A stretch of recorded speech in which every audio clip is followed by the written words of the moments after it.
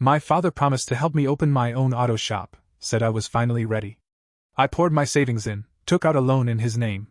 On opening day, the locks were changed.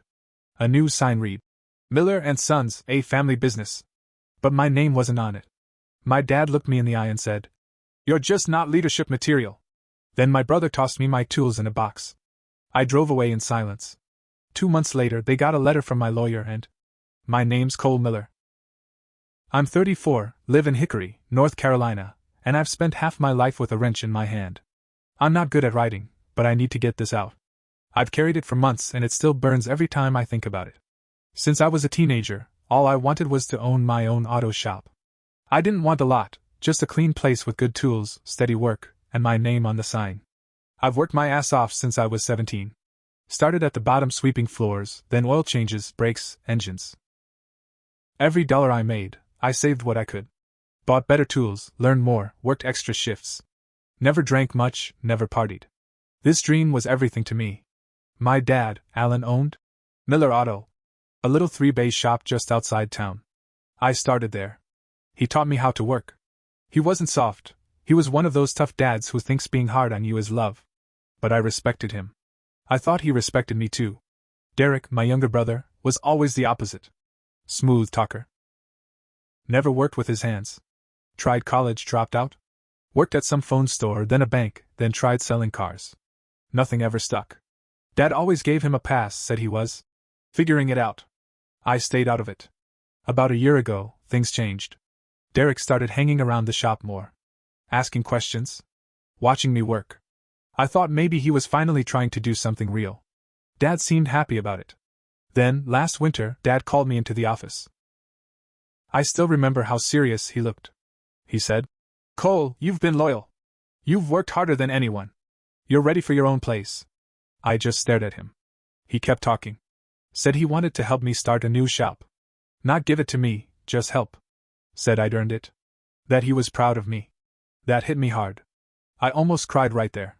He said we'd find a spot, get it fixed up, and open under a new name. He'd co-sign a loan because his credit was better, but the shop would be mine to run. Said, "Miller and Son," meaning me. Not Derek. I said yes. No hesitation. We found a place off Springs Road, near the old lumber yard. Big garage space, enough for 4 bays, plus a small office. Needed work, but I saw the potential right away. Dad said he'd handle the lease and loan paperwork, since it had to go under his name for credit reasons. I asked if that was safe. He looked me dead in the eye and said, "We're family, Cole. This is your shop. I'm just backing you up." That was the moment I trusted him the most, and where I made my biggest mistake. I pulled out everything I'd saved over the years, $42,000. That was my life savings. I dumped it into renovations, tools, paint, flooring, the front desk. I even built the counter myself from old reclaimed wood. I was proud. For the first time in my life, I felt like I had something real that was mine. We agreed to open in May. I had friends lined up to help me run the place. Guys I'd worked with before who were tired of being underpaid at chain garages. I had a plan. I was finally going to have my name on a building. I worked 7 days a week for 3 months. Fixed wiring, set up lifts, installed a security system, ordered uniforms. I even printed business cards. Cole Miller owner. Opening day was a Monday. I got there at 6:30 a.m. with coffee and a box of donuts. The sign out front was already up. Only it didn't say Cole's Garage or Miller and Son. It said Miller and Sons, a family business. My heart dropped. At first, I thought maybe it was a mistake. Or maybe he meant both me and Derek. But then I tried the door. My key didn't work. I knocked hard. Derek opened the door and looked at me like I was a stranger. "You're early," he said, with this smug look on his face. I said, "What's going on?" He stepped aside. Inside, Dad stood behind the front desk, wearing a new work shirt. It said, "Alan Miller, owner." Derek had one too. Derek Miller, general manager. There was no shirt for me. I asked again, "What is this?" Dad walked up, calm as can be, and said, "Cole, we had to make a decision. You're a good mechanic. Maybe the best I've seen. But you're not leadership material." I couldn't even speak. Then Derek walked out of the back with a cardboard box, my tools. The same ones I bought. The same ones I used to build the place. He handed them to me like I was some temp being fired on day 1. I just stood there. I looked at my dad, hoping for a sign that this was a mistake or a test or something. Nothing. He just stared at me. So I walked to my truck. Didn't say a word. Drove away with my tools and the sound of my heart breaking into pieces. The next few weeks were hell. I stayed with a friend, tried to figure out what the hell happened. My savings were gone. The loan was in Dad's name, so legally it was his shop. My name wasn't on anything. I'd signed some paperwork along the way, not thinking twice because I trusted him. I was a fool. I called Dad once. He didn't answer. Derek sent me one text. Hope you understand, bro. This is business. No hard feelings. No hard feelings? I stared at that message for a long time. Then I called a lawyer. The lawyer's name was Ms. Rena Carter, recommended by a guy I used to work with. She had that quiet, no-nonsense kind of energy. I sat down across from her, showed her everything, receipts, texts, bank transfers, photos of me building the place, even video clips from my phone where Dad was standing beside me while we worked on the shop. When I told her what happened, she didn't flinch. She just said, "You got screwed. But you documented everything. That's good." She told me this was going to be hard. That unless I had paperwork proving I was a partner or co-owner, the shop legally belonged to my father. But she also said there were ways to make life very uncomfortable for them, especially if fraud, misrepresentation, or stolen property was involved. The next week, she sent them a letter. I didn't tell anyone. Then I started hearing things. One of the guys I used to work with, Danny, stopped by the shop to say hi to Derek. He told me Derek looked nervous. Said Dad wasn't around much. Said they were short-handed because one of the new hires quit already. The letter had landed. They ignored it, so Ms. Carter filed a suit. I sued for fraud, theft, and civil conspiracy. We asked for full reimbursement of my investment, plus damages. I listed every single item I bought, tools, parts, machines. I had receipts for all of it. I even had voice messages from Dad saying, "This shop is gonna be yours, Cole. You earned it." They didn't expect that. They also didn't expect that I'd go further. See, I may not have had my name on the paperwork, but I knew that shop better than anyone. I knew which contractors we paid under the table. I knew where corners were cut to save costs. I knew that Dad had lied on the loan application by listing my income as his to qualify. That part? Illegal. Ms. Carter filed a complaint with the bank and attached the texts where Dad said, "Just let me use your pay stubs, it's no big deal. All for the family." She told them if they didn't investigate, she'd bring it to the state attorney. Then I did something small, but it lit the fire. I made a Facebook post. I didn't name names. Just said, "Spent years building a dream. Trusted family." They took it. If you're getting your car fixed at a place where the sign says family business, just ask whose family. That post got shared over 600 times in a week. Hickory's not a big town. People started asking questions. Customers started canceling appointments. Even a few local shops called me to say, "You got screwed, man. We're with you." That's when Derek texted me again. "Dude, what the hell are you doing?" I didn't respond. So he called. I let it go to voicemail. He sounded panicked. "Cole, you're blowing this way out of proportion. We can work something out. Let's talk." No. Too late for that. 2 days later, Ms. Carter got a call from their lawyer. He sounded rattled. Said they wanted to settle. Said they were willing to give me back my tools and offer $10,000 to make it go away. We laughed. I wasn't in this for hush money. I wanted it all exposed. And then came the twist I didn't see coming. Derek's girlfriend, Tasha, messaged me. I barely knew her, just saw her around. She asked if I could meet her, said she had something I needed to see. We met at a coffee shop near Lenorine. She pulled out her phone and showed me texts between her and Derek. One said, "We just had to freeze him out. He would have never stepped aside." Another said, "Dad said he'll run it for now, then it's mine. Cole's too much of a risk." Then the one that made my stomach turn. "He actually thought it was his shop. Hilarious." She said she was done lying for them. She left him the week before. I handed my lawyer those screenshots the next day. Now we had evidence they planned it, the whole thing, before the shop even opened. After the text from Tasha hit my lawyer's inbox, things started moving fast. Ms. Carter added intentional deception and premeditated fraud to our civil case. The screenshots weren't just texts, they were proof of a plan. Proof that this wasn't a misunderstanding or a business decision, like Derek tried to spin it. They'd planned to cut me out from the start. I was just a mule. The grunt who got the place ready so they could slap their name on it and push me out the second the lights came on. But here's the thing about people like my dad and Derek: they never expect the guy they stepped on to fight back. Especially not someone like me. Quiet. Hardworking. A guy who keeps his head down. They didn't know I was just getting started. Around that same time, I ran into Pete Benson, an old customer from Miller Auto. Good man. He runs a tow service and has friends all over the county. He asked me how things were going with the new shop. I told him the truth, short and straight. His jaw tightened. So they stole it from you? I nodded. A week later, Pete called me again. Thought you should know, your dad's shop? Couple complaints are stacking up. Word's out. People are saying they can't trust Miller and Sons. The damage was spreading.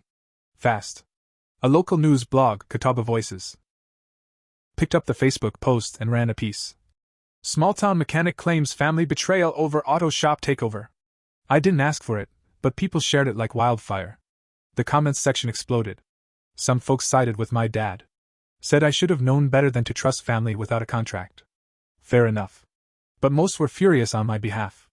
One lady wrote, "If someone did that to my son, I'd disown them. Blood don't mean loyalty."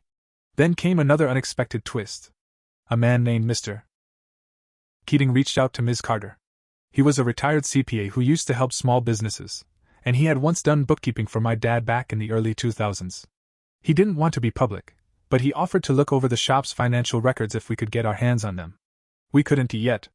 But I still had old tax forms from Miller Auto, back when I helped them prep for the accountant years ago. I scanned them, and Keating found something strange. Apparently, Miller Auto had been struggling for years, way more than I realized. That loan Dad took out? He couldn't afford to repay it. Unless the new shop made big profits fast, they were headed for collapse. That's when it hit me: they didn't just steal my dream. They used me to save themselves. My dad was drowning in quiet debt, and Derek didn't have the skills to run a garage. They needed me to build the thing, bring in my contacts, then toss me aside and hope no one noticed. But people noticed.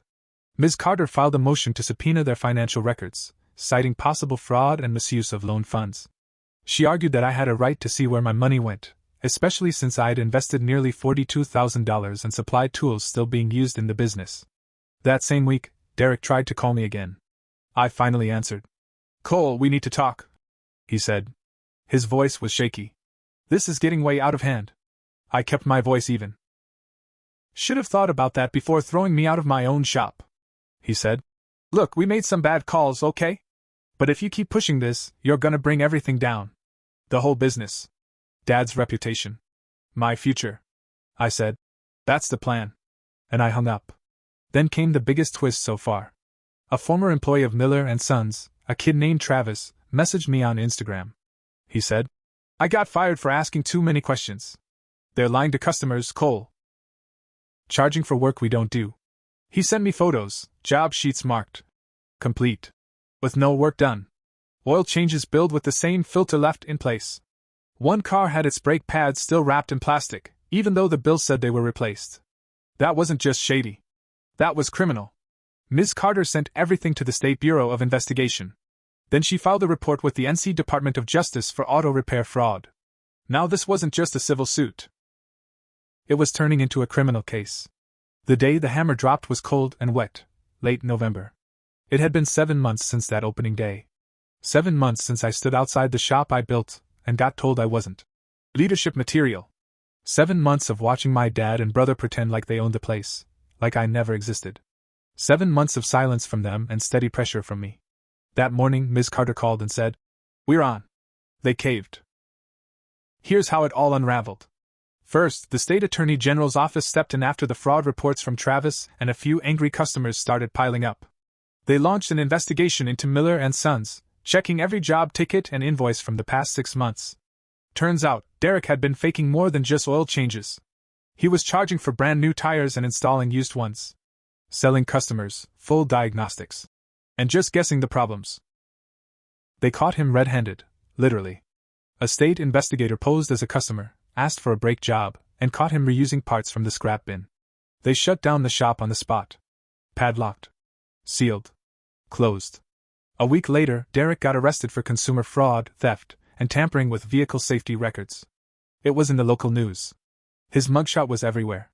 I heard he spent the weekend in county lockup before Dad bailed him out. But that was just the start.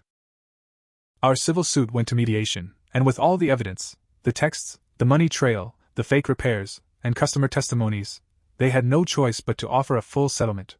Here's what I got: $42,000 returned in full, plus $18,000 in damages, full ownership of every tool and piece of equipment I originally bought, legal possession of the shop space, because the bank called the loan due after the fraud case blew up, and Dad couldn't pay. The irony?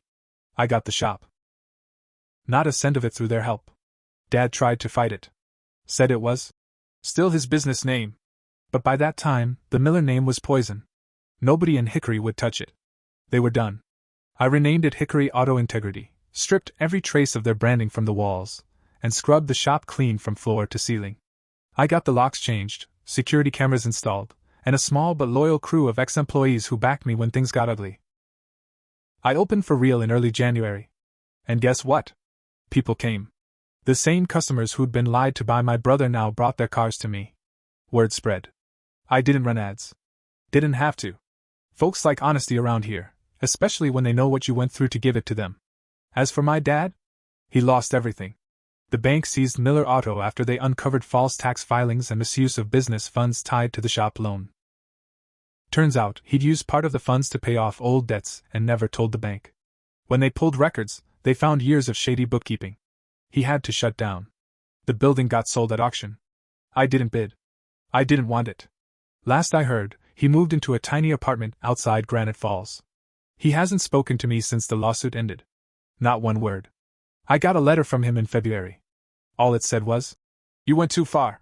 Family doesn't do this." I didn't reply.